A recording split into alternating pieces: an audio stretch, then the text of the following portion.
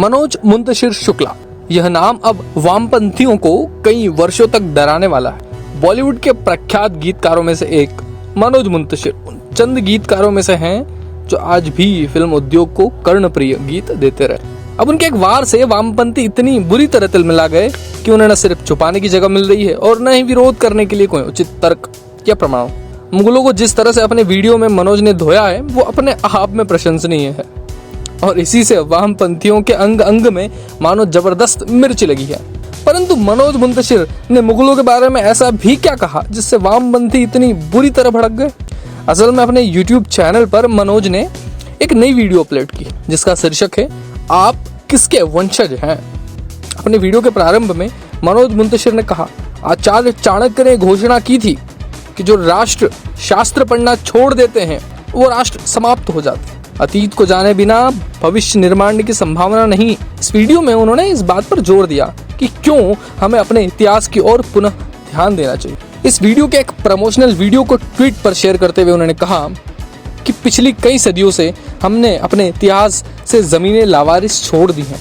हम इस हद तक ब्रेन वॉश्ड हो गए हैं कि हमारे प्री प्राइमरी टेक्स्ट बुक में से ग गणेश को हटाकर ग गधा लिख दिया गया है और हमारे माथे पर बल तक नहीं पड़ा। हमारी सड़कों के नाम किसी अकबर हुमायूं जैसे ग्लोरीफाइड डकैत के नाम पर पड़ गए और हम रिबन काटते मौका परस्त नेताओं को देखकर तालियां बजाते रह गए हैं। मनोज ने अकबर की धज्जियां उड़ाते हुए अपने वीडियो में कहा, आखिर किस मुंह से कुछ लोग उनका महिमा मंडन करते हैं। मनोज के अनुसार कुछ लोग अकबर को जिल्ले इलाही यानी खुदा की परछाई कहते हैं जो चित्तौड़गढ़ में 30,000 लोगों को धर्म के नाम पर काट डाले। वो कैसा आदर्श राजा, ये कैसी खुदा की परछाई जो इतनी काली है। वामपंथियों को मनोज मुंतशिर के इस वीडियो में जबरदस्त ट्रोलिंग से कहीं भी सिर छुपाने की जगह नहीं मिल रही है। विरोध करने के लिए कोई उचित तर्क या प्रमाण तो इनके पास थे ही नहीं। और जिस प्रकार से मनोज ने मुस्लिम भाइयों को अपनी संस्कृति पर पुनर्विचार करने को कहा उससे उन्होंने एक ही तीर से दो निशाने साधे। एक तो उन्होंने स्पष्ट कह दिया कि आप जितना चाहें आपको मुस्लिम सिद्ध कर लें, आपके पूर्वज सनातन थे और रहेंगे। इसके अलावा हाल ही में कबीर खान मुगलों का महिमा मंडन करते हुए उनकी निंदा करने को इतिहास के साथ छेड़छाड़ करने का प्रयास बताया। ऐसे में कहीं ना कहीं मनोज मुंतशिर ने अप्रत्यक्ष रूप से कबीर खान जैसे अवसरवादियों को भी इस वीडियो के साथ साथ आड़े हाथों लिया। अब ऐसे में वामपंथी इन्हें यूं तो नहीं छोड़ते।